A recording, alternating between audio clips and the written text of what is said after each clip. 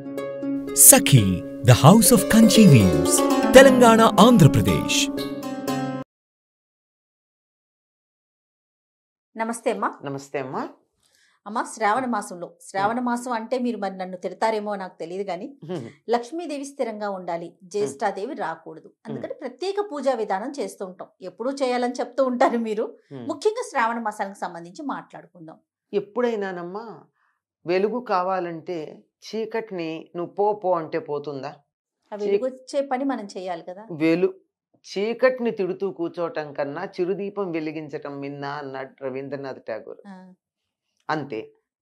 దరిద్ర దేవత పోవాలి అంటే నువ్వు పో అంటే ఆవిడ పోదు. కోపం కూడా వస్తుంది. ఆవిడ కోపం వచ్చి మరీ పట్టుకుంటుందేమో చెప్పలేం. అందుకని ఆవిడ పొమ్మని చెప్పొద్దు. లక్ష్మీదేవి వచ్చే మార్గాలు చూద్దాం. అది ఈవిడ వస్తే ఆవిడ వెళ్ళదు.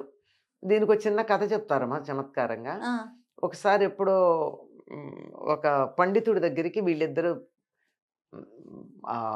పోటీ పడి వాదన చేసుకుని వచ్చారట. అక్క చెల్లెళ్ళు ఇద్దరు. మా ఇద్దరిలో ఎవరు అందంగా ఉంటారు చెప్పమని. లక్ష్మీదేవి అందంగా ఉందంటే జ్యేష్ఠాదేవికి వచ్చిందంటే పట్టుకుని పీడిస్తుంది. జ్యేష్ఠాదేవి అందంగా ఉంటుందంటే లక్ష్మీదేవి అలిగి వెళ్ళిపోతే రెండూ నష్టమే. ఏది చెప్పినా. ఎవరు పెద్దని అంటారమ్మా శాస్త్రం ప్రకారం? జ్యేష్ఠాదేవి పెద్దది, దరిద్ర దేవత పెద్దది. అందుకే పెద్దమ్మ అంటూ ఉంటాం. అంటే ఆయన ఆలోచించట, ఒక్క నిమిషం, పండితుడు కదా, ఒక్క నిమిషం ఆలోచిస్తాను ఉండండి అని. ఇద్దరు ఒక్కసారి అలా వెళ్ళి ఇలా రెండన్నట్ట. ఇద్దరు బయటికి వెళ్ళారు, లోపలికి వచ్చారు. అమ్మా నువ్వు వెడుతుంటే ఎంత అందంగా ఉన్నావు అన్నట్ట జ్యేష్ఠాదేవితో. ఆవిడ అలా వెడుతూనే ఉంది.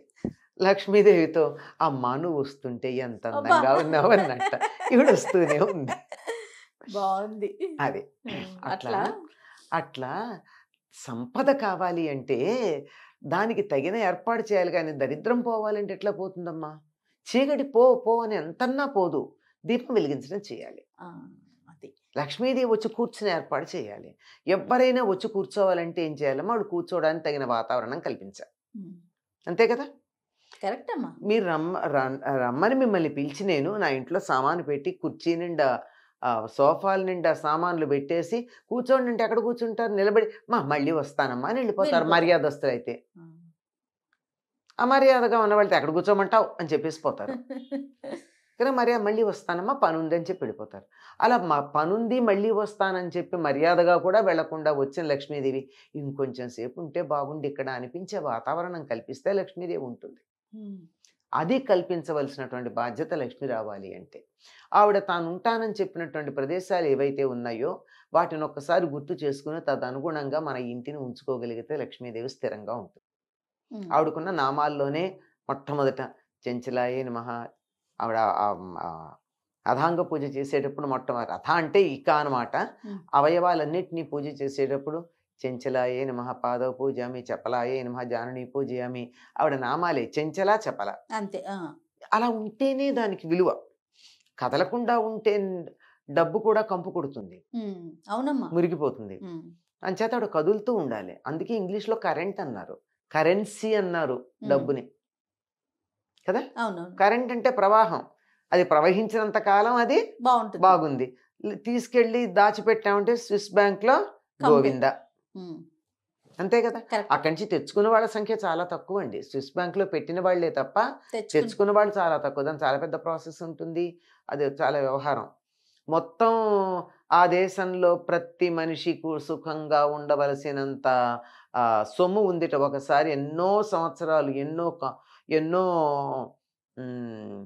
నోటీసులు ఇచ్చి ఇంకెవరూ క్లెయిమ్ చేయని దాన్ని ఓపెన్ చేస్తే ఉంటే అప్పుడు ప్రభుత్వం ఒక చిన్న అనౌన్స్మెంట్ చేసిందిట. ఇంత డబ్బు ఉంది, ఉన్నట్టయితే ఒక్కొక్క మనిషికి ఇంత వస్తుంది, అది మీరు తీసుకుంటారా లేక దేశ పురోభివృద్ధికి ఏదన్నా కార్యక్రమాలు చేయమంటారని రెఫరెండం అడిగితే 98% పీపుల్ దేశాభివృద్ధికి చెయ్యండి మాకు అక్కర్లేదన్నట్ట. అన్న వరకు బాగానే ఉంది. కానీ వాళ్ళంతా కలిసి ఒక కంప్లైంట్ ఇచ్చారట. ఈ 2% ఎవరున్నారో వాళ్ళని చూపించండి, వాళ్ళ దేశద్రోహులు, వాళ్ళ సంగతి మేము చూసుకుంటామని. అంత దేశభక్తి. అందుకని దేశాలు బాగుపడతాయి. అందుకని లక్ష్మి ఉంటుంది. లక్ష్మి అక్కడికి చేరడానికి కలిగినటువంటి కారణం అది. ప్రపంచంలో అన్ని చోట్ల ఉన్నటువంటి నల్ల డబ్బు అక్కడికి చేరి తెల్లబడిపోయిందే. ఆ, ఎందుకంటే అక్కడ ఉన్నటువంటి దేశభక్తికి. ఆ, కనుక అటువంటి నిజాయితీ అయిన మనసున్న చోట ధనం ఉంటుందమ్మా, లక్ష్మీదేవి ఉంటుంది. కనుక శుచిగా ఉండాలి. వచ్చిన లక్ష్మి కదలకుండా నేను ఉంటానని అనిపించేటట్టుగా ఉండాలి. అంత శుచిగా ఇల్లు పెట్టుకోవాలి ఎప్పుడూ కూడా. ఆ. ఎక్కడా కూడా బూజులు వేలాడుతూ పాత బట్టలు, పాత కాగితాలు ఇట్లాంటివి ఏం ఉండకూడదు. చక్కగా అమ్మ ఆహా అనిపించేట్టు ఉండాలి. అంత శుచిగా ఉండాలి. ఇది బాహ్యమైనటువంటి శౌచం. దాంతో పాటుగా ఎలా అంతా ఉండాలి, సౌందర్యం. ఇది కూడా ఉండాలి. మనుషులు కూడా ఇల్లు బాగా పెడతారండి. కొంతమంది మనుషుల్ని చూస్తే అయ్య బాబోయ్ అంటారు. అవునమ్మా. అట్లా కాకుండా శుచిగా ఉండాలి. ఉమ్, ధనవంతమైనటువంటి ఖరీదైనటువంటి బట్టలు కట్టుకోమని కాదు, ఉమ్, ఉతికినటువంటి బట్టలు, శుచిగా ఉన్న బట్టలు అలా ఉండాలి. నీట్గా ఉండాలి. అంతేకాదు మనసు బాగుండాలి. మనసు బాగుందనడానికి సంకేతం మాట. మాట చక్కగా ఉండాలి. దెబ్బలాడుకోకూడదు. ఏ ఇంట్లో అయితే నిరంతరం దెబ్బలాడుకుంటూ ఉంటారో అక్కడ పొరపాటును కూడా అడుగు పెట్టను అని చెప్పింది లక్ష్మీదేవి. ప్రధాన నియమం అమ్మా. ఉమ్. ఆ, ఇవన్నీ కావాలి. శుచిగా ఉండాలి. తర్వాత చెడు మాటలు ఉండకూడదు. ఆవిడకి నచ్చవు. ఉహుం, అలా చెడు మాటలు ఉండకూడదు. దెబ్బలాడుకుంటూ ఉంటే ఎందుకు ఉంటుందండి అంటే అవతల వాళ్ళకి చెప్పొద్దా? తప్పు చేస్తే చెప్పొచ్చు. చెడ్డగా చెప్పాలా? ఆ, అమ్మా నువ్వు చేసింది బాగుండలేదని చెప్పొచ్చు. లేదు పిల్లలు వినండి, ఒరేయ్ నువ్వు చేసింది బాగుండలేదురా అని గట్టిగా అని చెప్పచ్చు. అంతేగాని దానికి వేరే భాష వాడక్కర్లేదుగా. ఉమ్, అవును. భాషకి మనం మాట్లాడిన ప్రతి ఆ, అక్షరం వెనకాల కూడా ధ్వని ఉంటే ఆ ధ్వని వల్ల కలిగేటటువంటి వాతావరణంలో మార్పులు ఉన్నాయి కదా. అవును. చెడ్డ మాటలకు ఆ మార్పులు వస్తాయి కదా, అవి చేయకూడదు. ఉమ్, అలాగే వస్తువుని వృధా చేసిన చోట కూడా లక్ష్మీదేవి ఉండనంది. ఓకే. లక్ష్మి అంటే మనం క్యాష్ అనుకుంటాం, ఉమ్, మాత్రమే కాదమ్మా. ప్రతి వస్తువు లక్ష్మి. నీళ్ల చుక్క లక్ష్మి. నీళ్లు వృధా చేస్తే లక్ష్మి ఉండదని పూర్వకాలం చెప్పేవాళ్ళు. అవును. అన్నం పారేసిన చోట లక్ష్మి ఉండదు. ఉమ్, వస్తువులు దుర్వినియోగం చేసిన చోట లక్ష్మి ఉండదు. ఉమ్, మీరు చూడండి, మార్వాడీల దగ్గర అంత డబ్బు ఎందుకు ఉంటుంది అంటే వాళ్ళు పలక దగ్గర పెట్టుకుని లెక్కలేస్తారు. ఉమ్, చెరిపేయచ్చు, మళ్ళీ వాడచ్చు. ఆ, అలాగే మనలాగా కాగితాల మీద వేసి కాగితాలు చింపి పారేయరు. పైగా ఏమన్నా రఫ్ రాయాలన్నా, ఒక నోట్ రాయాలన్నా ఒకవైపు ఖాళీ ఉన్నటువంటి కాగితాలు వాడతారు తప్ప ప్యూర్ వైట్ పేపర్స్ వాడరు. అవును. చాలా జాగ్రత్తగా ఉంటారు. మరి ఏంటి వాళ్ళకేం లేక? వస్తువుని గౌరవించటం తెలుసు వాళ్ళకి. అది ఎక్కడైతే వస్తువుని గౌరవిస్తారో లక్ష్మి అక్కడ ఉంటుంది. అద్భుతం. ఉమ్, చాలా జాగ్రత్తగా ఉండాలి. దేన్ని వృధా చేయ, optimum use of the material, అక్కడ లక్ష్మి ఉంటుంది. ఉమ్, అంటే నా దగ్గర లేక కాదు, దరిద్రం కాదు, కక్కుర్తి కాదు, జాగ్రత్త. జాగ్రత్త, గౌరవం. ఆ, నేను అదే గౌరవం. అంటే అన్నం పడేస్తే నువ్వు ఒక్క మెతుకు తయారు చెయ్యి, నీకు పడేసే అధికారం ఉంది. అసలు నువ్వు కృతజ్ఞతతో తినాలి కదా.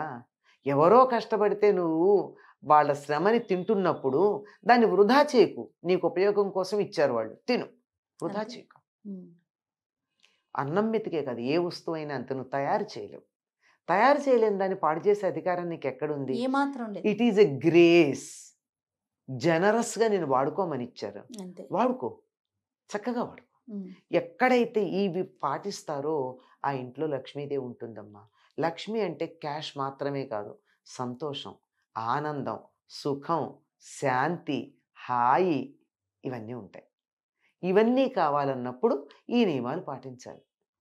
ఇల్లు శుచిగా పెట్టుకోండి, ఉమ్. ఒళ్ళు శుచిగా పెట్టుకోండి, మనసు మనస్సు. నీట్గా పెట్టుకోండి, వాక్కుని చక్కగా వాడుకోండి, వస్తువులను సద్వినియోగం చేయండి. ఖచ్చితంగా లక్ష్మీదేవి ఉంటుంది అక్కడ. లక్ష్మీ ఉంటుంది. చాలా సంతోషం అమ్మా. నమస్తే.